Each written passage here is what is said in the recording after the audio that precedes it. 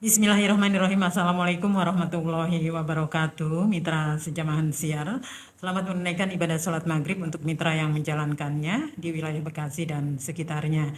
Seperti biasa mitra sejamaah siar ya, di senja menjelang malam hari ini ada kajian bersama Gus Edward Abu Bakar di pengajian Ba'da Maghrib ya, bersama Gus Edward Abu Bakar. Dan buat mitra sejaman siar yang ingin bertanya nanti tentang pembahasan kita di sore hari ini menjelang malam, atau yang terkait itu, yang terkait dengan topik ataupun di luar topik, silakan aja mitra bergabung di 08 111 86 1003. Alhamdulillah di studio sudah ada Gus Edward Abu Bakar yang sudah hadir sebelum saya datang ya, berarti lebih awal. Assalamualaikum warahmatullahi wabarakatuh, Gus. Waalaikumsalam warahmatullahi wabarakatuh. Alhamdulillah buat sehat. Kabarnya sehat ya? Alhamdulillah. Alhamdulillah. Aduh, itu kesehatan yang tak terhingga yang Itu kita harus syukuri ya, Gus ya. yang utama. Yang utama. Baik, Gus, sebelum mungkin lebih lanjut ada topik yang ingin disampaikan oleh Gus Edward Abu Bakar, silahkan. Baik, Assalamualaikum warahmatullahi wabarakatuh. Alhamdulillahi rabbil alamin. Allahumma salli ala Sayyidina Muhammad wa ala ali Sayyidina Muhammad. Rabbi shrah li sadri wa yassir li amri wahlul 'uqdatam min lisani yafqahu qawli. Amma ba'du, yang saya hormati mitra Gangga di mana saja Anda berada, semoga Allah berikan sehat walafiat, panjang umur, berkah selamat dunia akhirat, dan mudah-mudahan Allah ijabah segala doanya, harapannya, dan mudah-mudahan Allah berikan kebahagiaan dunia akhirat. Yang saya hormati juga di studio ada Bunda Fitri dan Bang Tian. Mudah-mudahan beliau dan keluarganya diberikan sehat walafiat, panjang umur, berkah selamat dunia akhirat. Semoga Allah berikan kebahagiaan baik di dunia maupun di akhirat. Amin ya Allah ya rabbal alamin. Baik mitra Gangga, hari ini pembahasan yang berjudul keberkahan akan hilang dari harta yang diperoleh dengan cara yang haram. An Hakim ibn Hizam radhiyallahu anhu qala Rasulullah sallallahu alaihi wasallam, inna hadzal mala hadiratun khulwatun man asabahu bihaqqihi burika lahu fihi wa rubba mutakhawwidin fima sya'at bihi nafsuhu min malillahi wa rasulihi laisa lahu yaumal qiyamah illa nar. Dari Hakim bin Nizam radhiyallahu an berkata, Rasulullah shallallahu alaihi wasallam bersabda, sesungguhnya harta itu hijau dan manis. Siapa mengambilnya sesuai haknya, ia diberkahi dalam harta itu. Dan berapa banyak orang yang mengelola harta Allah Subhanahu wa taala dan Rasulnya sesuai kehendak nafsunya sendiri, yang pada hari kiamat tidak ada balasan baginya selain neraka. Hadis riwayat At-Tirmizi. Wajib bagi setiap muslim memperoleh harta dengan cara yang baik dan benar. Dan hendaknya mereka mencari rizki dari jalan yang dibolehkan dan diridhai oleh Allah Subhanahu wa taala menurut ajaran syariat Islam, serta menjauhi mata pencarian yang jelek dan diharamkan. Keberkahan akan hilang dari harta yang diperoleh dengan cara haram walaupun jumlahnya banyak dan berlipat-lipat. Tidak ada sedikit pun yang bisa diharapkan dari harta yang telah hilang keberkahannya. Terkadang manusia muslim bisa saja lupa dan lalai dengan mencari rizki dari jalan yang tidak dibenarkan syariat. Hal itu karena godaan setan atasnya. Selain karena memang beban hidup yang ia tanggung terasa begitu berat, di samping jalan haram yang ada dan terlihat sejatinya banyak juga jalan halal untuk mencari nafkah. Pada judul ini hadis tersebut berkaitan dengan Al-Quran. Yang pertama, Allah Subhanahu wa Ta'ala juga membukakan berbagai pintu rezeki bagi para hambanya. Allah Subhanahu wa Ta'ala berfirman dalam Quran surat An-Naba ayat 11. Wa ja'alna an-nahara ma'asa. Dan kami jadikan siang untuk mencari kehidupan. Hadis juga berkaitan dengan Al-Quran yang kedua, yaitu mengenai mengkonsumsi yang halal. Wa kulu mimma razaqakumullahu halalan thayyiba wattaqullaha alladzi antum bihi mu'minun. Dan makanlah makanan yang halal lagi baik dari apa yang Allah telah rezekikan padamu, dan bertakwalah kepada Allah Subhanahu wa Ta'ala yang kamu berikan kepadanya. Dalam Quran surat Al-Maidah ayat 88. Baik mitra, terus semangat. Yang pertama, yang paling mesti kudu sehat walafiat dan semangat kita mencari rizki di jalan Allah, bil khusus rizki fulus, rizki uang. Karena untuk bertanggung jawab diri kita kepada keluarga kita. Sang suami mencari nafkah untuk anaknya, istrinya, bahkan orang tuanya dan saudaranya. Sang istri mencari nafkah untuk keluarganya juga. Maka yang paling terpenting, yang pertama sehat walafiat, yang kedua semangat.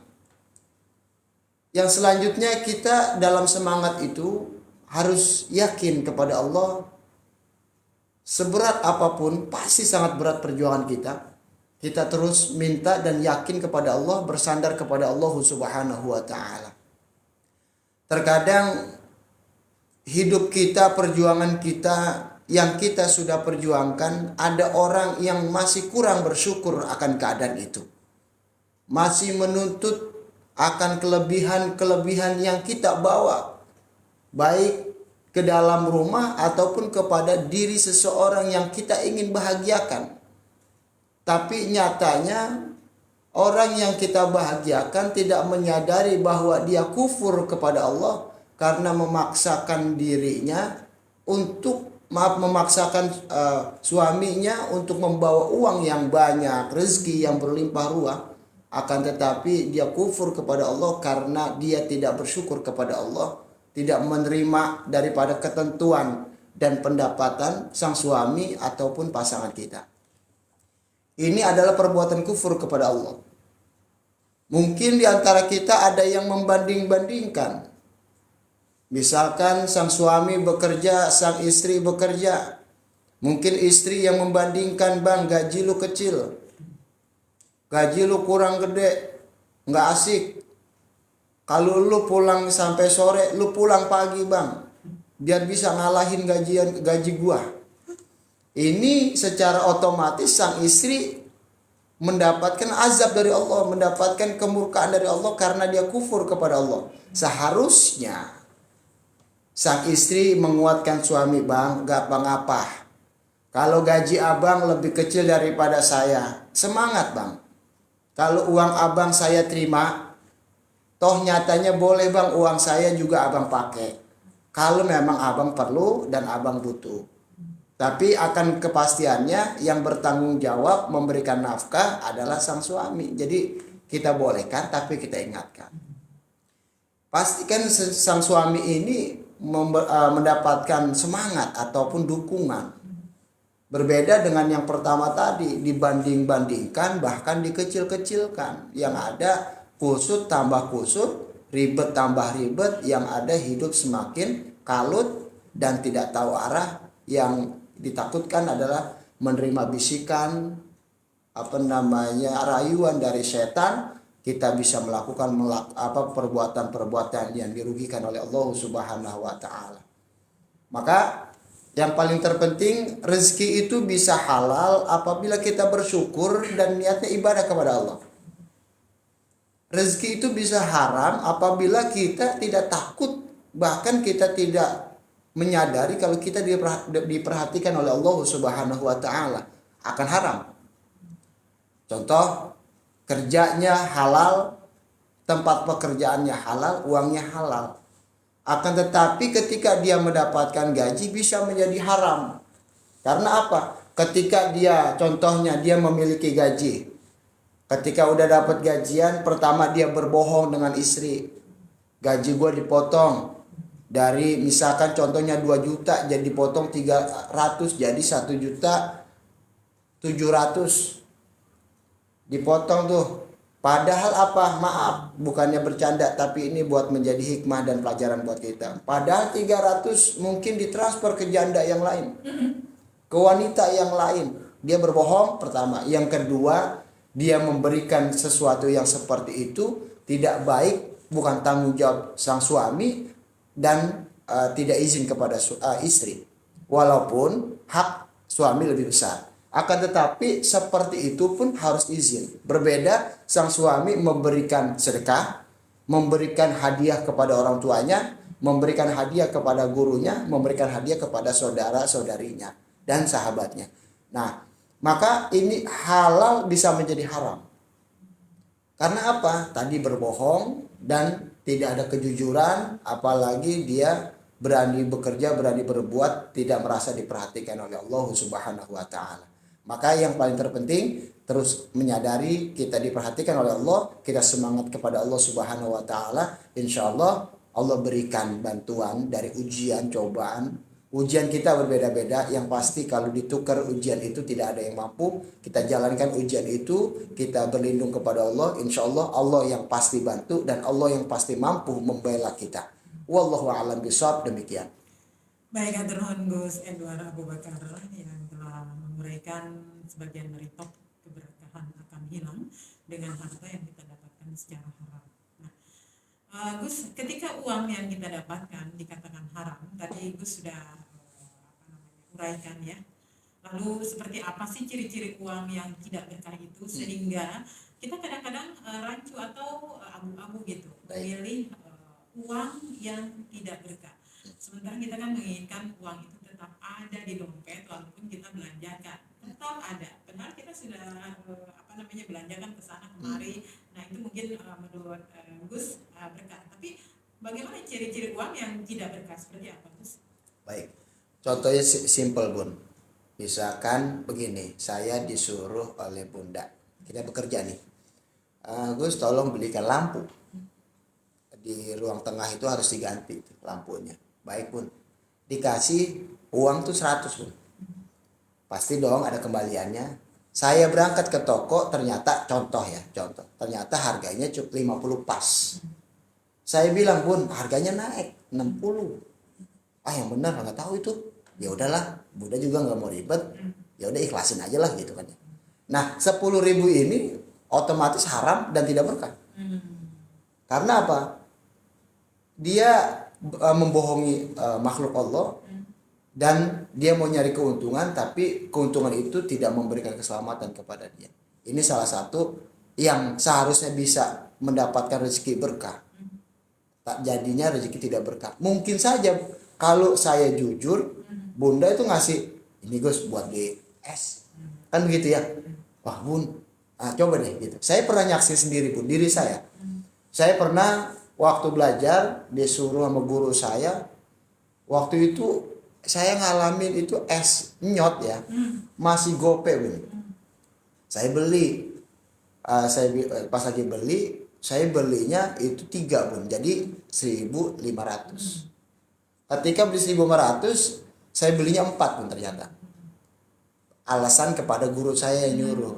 Guru saya nanya, kok beli 4? Seharusnya kembalian gope nih, gitu kan ya. Enggak Pak Ustadz, tadi ada guru yang onoh gitu saya sebut, dia minta dibeliin, saya bilang suruh Pak Ustadz, kata dia nggak apa-apa. Oh ya udah nggak apa-apa. Akhirnya ini bangkai ketahuan pun. Ternyata Ustadz Anu nanya sama Ustadz Anu gitu ya. Ternyata saya bohong. Pertama. Yang kedua, saya ngalamin juga, ya Allah saya nggak mau bohong lagi deh. Saya nggak mau nipu-nipu lagi deh. Saya kejadian ini berbeda di gorengan. Jadi saya jujur tuh disuruh beli gorengan 5.000, terus saya jujur 5.000, duitnya 10.000 kembalian pun. Ternyata Allah luar biasa, saya kasih 5.000 pun. Sisanya itu. Plus saya ngambil gorengan 1. Ini nyata Allah lagi nguji kita, ngeliatin kita, ayo lu mau curang nggak nih, gitu kan ya. Kalau kita niat baik, walaupun kita tidak dibalas hari itu, ya sudah kita bilang, ya Allah, alhamdulillah saya udah lulus nih dari keadaan ini, aturan saya bohong jadi nggak bohong nih, gitu kan. Minimal seperti itu. Apalagi kalau dapat bonus di dunia, salah satunya dapat apa namanya itu ya, tips apa tuh, ya kayak gitu, seperti itu, Bu. Ya, sepertinya godaan selalu saja datang ya, Pasti, ya, yang menjadikan kita agak-agak miring, malah bukan miring lagi, melintang ya. Betul. Kalau kita tidak tahan-tahan uji atau tahan-tahan mental ya. Nah, itu yang dikatakan Gus tadi, sesuatu yang dikatakan haram, seperti itu ya Gus ya. Betul. Ya, tapi kan kita selalu saja dalam berikhtiar ataupun dalam mencari nafkah gitu ya, apalagi dalam dagang berdagang gitu kan. Nah, bagaimana kalau misalnya seorang pedagang misalnya itu timbangannya dikurangi, nah itu terus kan harganya tetap. Iya. Kemudian timbangannya kurang lah. Pernah saya ngalamin itu pas ditimbang lagi ternyata kurang 2 on gitu kan, 1 on. Nah itu bagaimana ini Gus? Baik, yang pertama yang kita kembali judulnya masih sama nih, bohong dan nipu. Iya. Ya, bohong dan nipu. Ini yang jelas haram pun. Jadinya contoh lah ya, harga beras 10.000, timbangannya dikurangin, seharusnya jadi 10.000 kurang, kan gitu ya. Mungkin 10.000 mungkin jadi 9.900 mungkin. Cepenya jadi haram tuh, gitu ya. Atau literannya dicekungin. Mungkin literannya dicekungin atau bawahnya ditebelin gitu kan ya. Jadi yang rezeki seharusnya bulat, mendapatkan halal, jadi haram di bagian itu. Dan bahkan bisa semua jadi haram. Lantaran karena kesalahan kita yang kecil, menipu orang dengan seperti itu, jadi seharusnya haram yang dikit jadi menyeluruh. Karena kebohongan dan kita menipu pelanggan lah ya, gitu, pelanggan atau tamu lah ya, itu yang jelas haram, Bu. Karena berbohong dan menipu. Iya. Tapi kalau misalnya nggak ketahuan, mungkin enjoy aja ke situ lagi. Tapi suatu saat kita ngetes di rumah atau kita ada timbangan dan literan, nanti suatu saat kita jadi kapok nggak beli ke situ lagi. Nah itu keberkahan yang dicabut mungkin ya. Betul. Nah saya contoh aja deh, Bu. Saya jujur nih, ada satu warung, saya saya bisa ceritain warungnya di mana. Ketika saya beli es krim, ya merek tertentu tuh, saya beli 3 pesanan istri saya dan anak saya 2. Jadi yang duluan 5.000 satunya. Ketika diganti tuh sama adenya, bukan gantilah, gantian gitu ya. Gantian. Saya tanya nih 3, ini berapa 3? 18 Bun. Oh, saya nggak mau ribut, saya nggak mau nanya deh, udah biarin aja deh. Pertama, yang kedua, ada minuman larut penyegar dingin tuh, di mana-mana tuh di warung itu 5.000 mungkin, di dia 7.000 Pun. Saya bilang oke. Jadi saya tandai itu lama-lama, saya nggak kesini lagi deh, kalau nggak mepet banget, karena ya tadi Bun, dia berbohong, dia seenak-enaknya naikin harga ataupun mengurangi daripada kejujuran itu. Contoh kalau beras ya terang gitu ya. Kalau minyak mungkin plastiknya lebih tebal. Nah, jadi kelihatannya 1/2 liter, tapi kalau dituang misalkan di literan kok nggak sampai 1/2 liter, padahal mungkin minyaknya itu plastiknya lebih tebal dan lain sebagainya. Tadi kan namanya berdagang, pasti kita tujuannya ingin lebih atau mencari untung ya. Betul.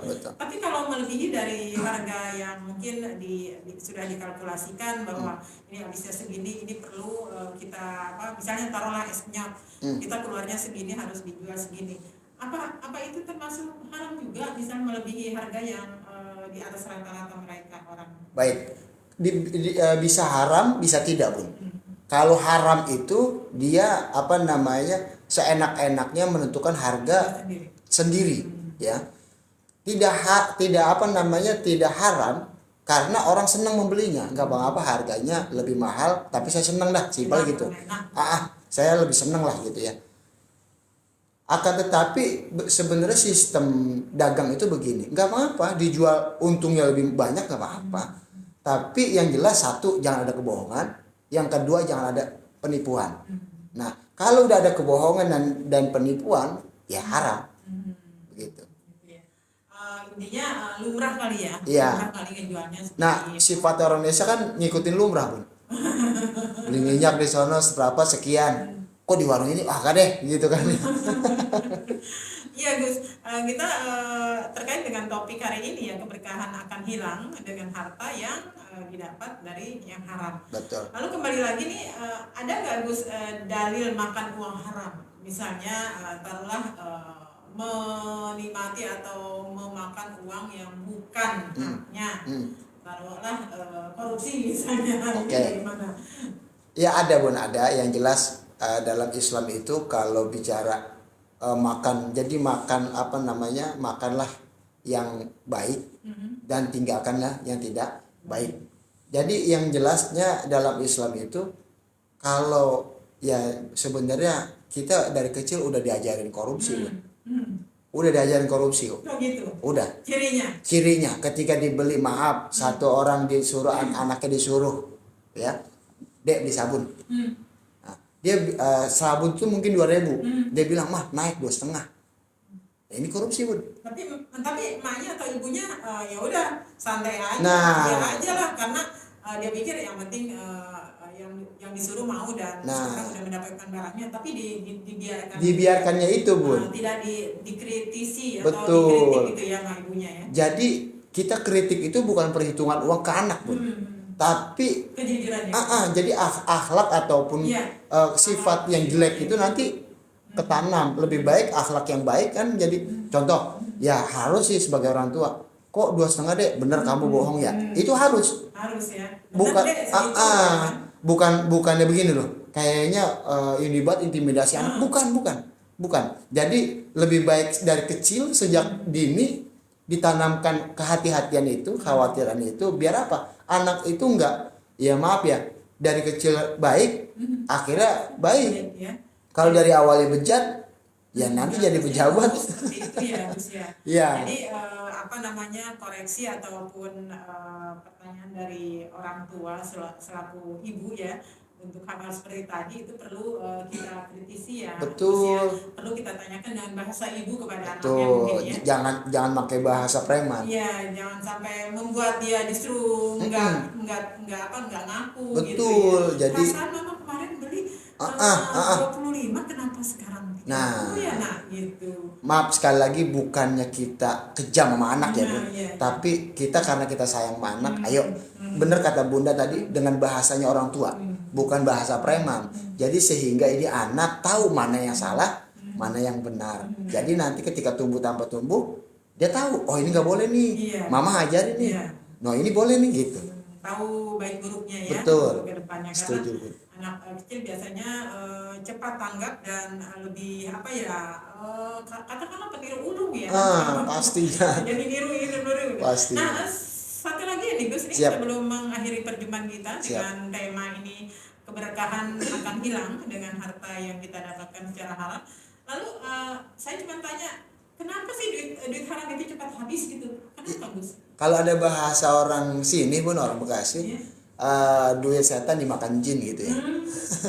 Jadi yang namanya haram itu kan nggak bakalan ngenyangin sebenarnya.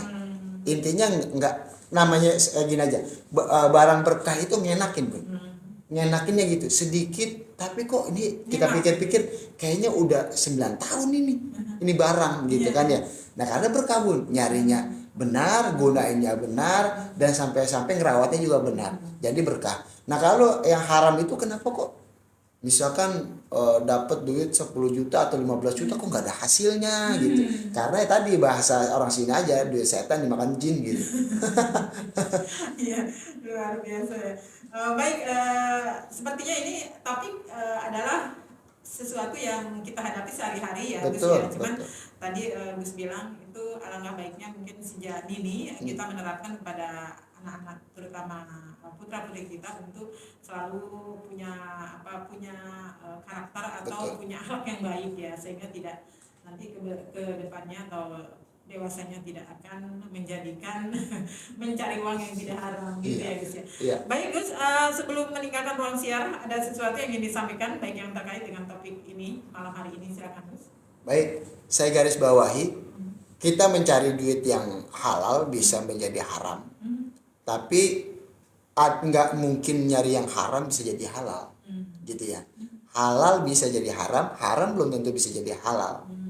Tapi ada beberapa amal yang haram bisa jadi halal. Contohnya kita pacaran, itu haram pun. Ya maksudnya kita memandang aja dosa, megang aja dosa dan lain sebagainya. Tapi bisa jadi halal ketika sudah dinikahkan. Tapi yang paling terpenting kunci dalam hidup itu hati-hati dan semangat kita berlindung kepada Allah atau kita merasa diawasi oleh Allah Subhanahu wa taala pertama. Yang kedua saya kutip dari bahasanya Bunda Fitri atau nasihatnya Bunda Fitri, sejak dini ajarkan anak itu dengan bahasa orang tua, bukan bahasa preman ataupun bahasanya menakutkan. Sehingga anak ini kalau pakai bahasa preman itu tidak terbentuk baiknya. Tapi kalau bahasa sebagai orang tua, yaitu bahasa hati dan kasih sayang, pasti terbentuk kebaikannya. Yang kedua, yang ketiga, jangan pernah untuk memaksa keadaan yang misalkan nilai 10 menjadi 100. Tapi perjuangkan keadaan yang 10 bisa jadi 100. Dengan yang halal. Karena kadang-kadang kok bisa begini. Jadi orang kenapa sekarang mungkin dia melakukan keburukan, mungkin dia gantung diri dan sebagainya karena banyak tekanan-tekanan dari orang yang sekelilingnya itu yang tidak mengukur, tidak ngertiin keadaannya. Maka ayo kita sama-sama, kita sebagai manusia pengen selamat, orang lain juga pengen selamat. Ayo kita ngertiin diri kita dan kita ngertiin orang lain biar bareng-bareng kita di dunia baik, di akhirat juga baik. Mari kita berdoa kepada Allah Subhanahu wa taala, mudah-mudahan doa-doa kita diijabah oleh Allah Subhanahu wa taala. Astaghfirullahaladzim, astaghfirullahaladzim, astaghfirullahaladzim. Alhamdulillahirabbil alamin. Allahumma shalli ala sayidina Muhammad wa ala ali sayidina Muhammad. Rabbana zalamna anfusana wa illam taghfir lana wa tarhamna lanakunanna minal khasirin. La ilaha illa anta subhanaka inni kuntu minadh dhalimin. La haula wa la quwwata illa billahil aliyyil azim. Allahumma arinal haqqa haqqan warzuqna ittiba'ah wa arinal batila batila warzuqna ijtinabah. Rabbana atina fid dunya hasanah wa fil akhirati hasanah wa qina adzaban nar. Wa sallallahu ala sayyidina Muhammadin wa ala alihi wa sahbihi wasallam. Walhamdulillahi rabbil alamin. Assalamualaikum warahmatullahi wabarakatuh.